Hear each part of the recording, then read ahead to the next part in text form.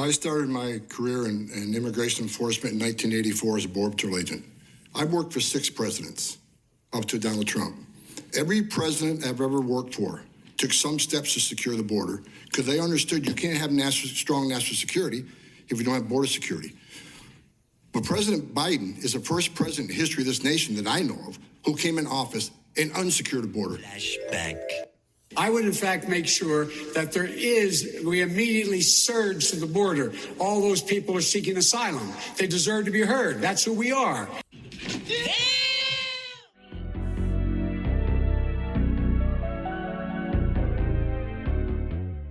Welcome to Male Reality Lessons, where topics are reviewed and discussed as iron sharpens iron.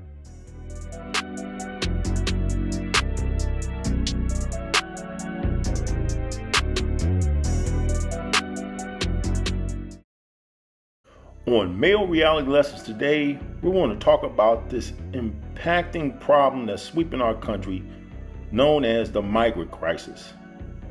It is getting to the point where we're seeing firsthand accounts of how the process is such where we don't have any checks and balances that anybody is coming into the country. And what I mean by that is we have criminals and nefarious individuals who are coming to the country to do us harm. You don't have to believe me. Look at the current news reports of what's happening in New York City, as well as what's happening in Aurora, Colorado, with regards to apartment takeovers. It is getting to the point now that we're going to become the very third world country that a lot of these folks are fleeing from. And as my people used to say, God rest their souls, clean up your own house first before inviting over any guest. I started my career in immigration enforcement in 1984 as a Border Patrol agent. I've worked for 6 presidents, up to Donald Trump. Every president I've ever worked for took some steps to secure the border because they understood you can't have strong national security if you don't have border security. But President Biden is the first president in history of this nation that I know of who came in office and unsecured the border on purpose. And even President Obama gave me the Presidential Rank Award, highest award available. Because what was I doing at the time? I was locating and deporting people that are in the country illegally. So we went for the most secure border of my lifetime, and it's not just my opinion. I've done this for 34 years. Anybody can go to cbp.gov and look at the data. We handed this administration the most secure border in my lifetime. And within months, we went from the most secure border to historic illegal immigration, numbers we've never seen before. And it's not because it's seasonal. It's not because of climate change. It's not because of Trump. This is by design. We already heard about some of these people are coming because of economic reason or natural disasters. The bottom line is when you claim asylum, you must be escaping fear and persecution from your home government because your race, religion, political affiliation, or membership in a particular social group. That is not the fact. If you look at immigration court data over the last 10 years, you'll see that nearly 9 out of 10 people who claim asylum at the border never get relief from U.S. courts that simply don't qualify.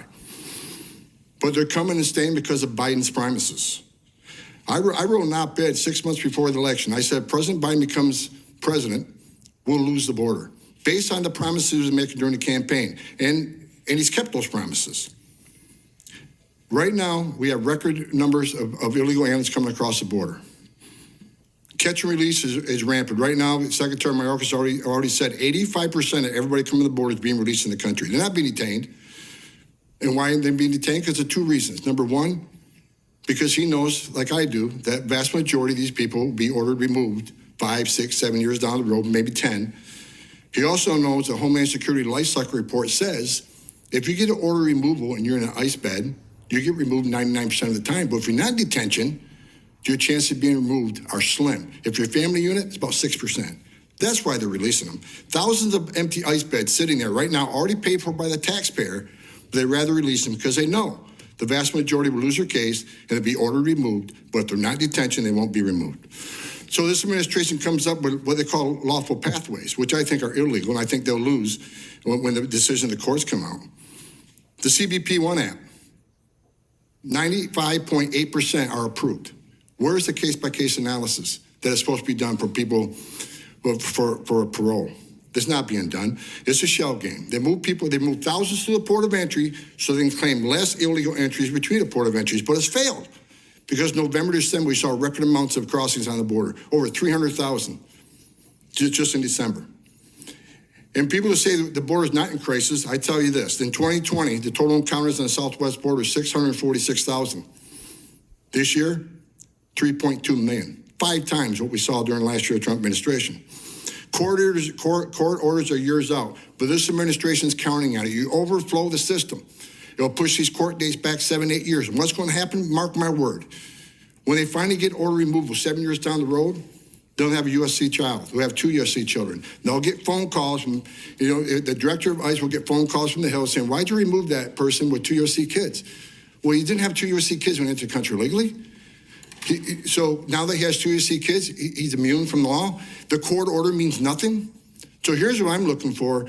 If for people who demand these people have a right to claim asylum, they have a right to due process. I agree. But due process doesn't mean anything if the final decision of the courts is not executed and people aren't removed. So if it takes 5 or 6 years, they still must be removed, or the system means nothing. I've been attacked numerous times because I worked with President Trump. They said our policy is inhumane. I've been called a racist and a bigot by members of Congress.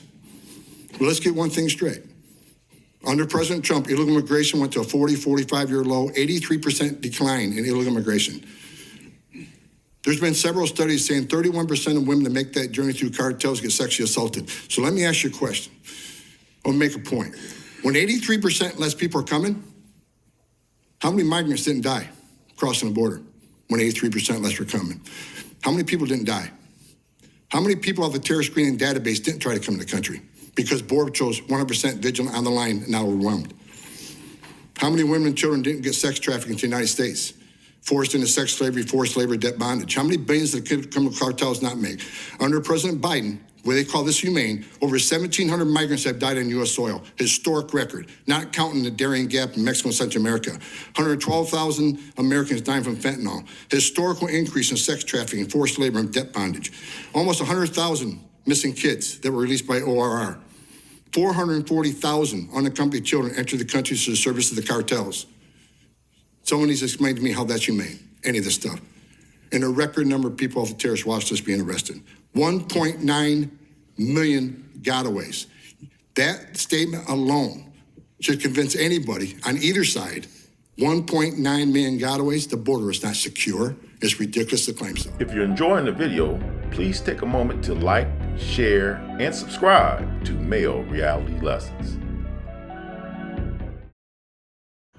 Now, with the baseline set, let's take a look at just 2 of these sanctuary cities that are currently under attack.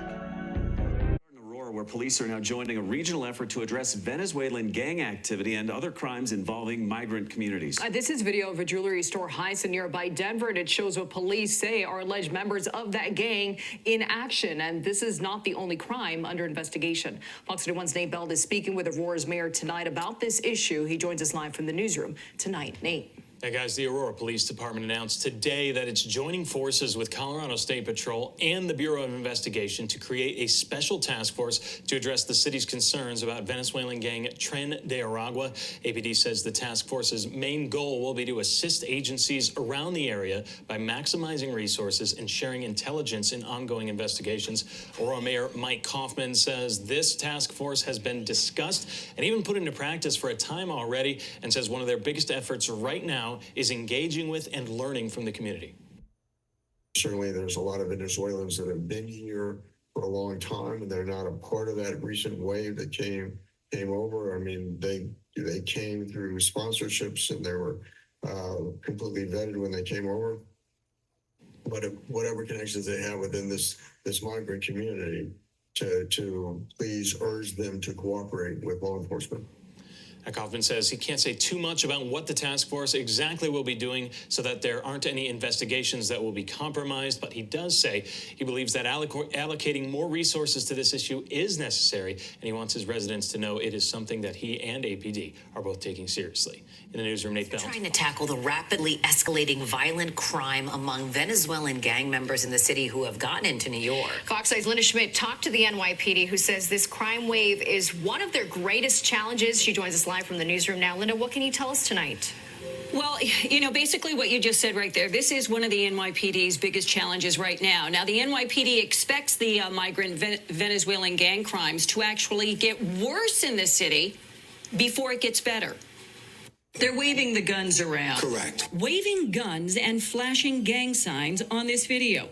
The NYPD says these are suspected members of the ruthless Venezuelan gang Tren de Aragua, which has been infiltrating the U.S. for the last 2 years.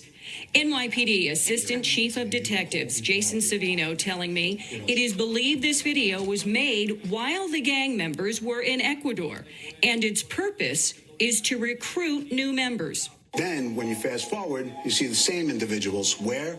In Times Square. So that's our concern. The NYPD says Tren de Aragua has been making it over the border with the migrant influx and is getting established in New York. What we do see is they are trying to grow.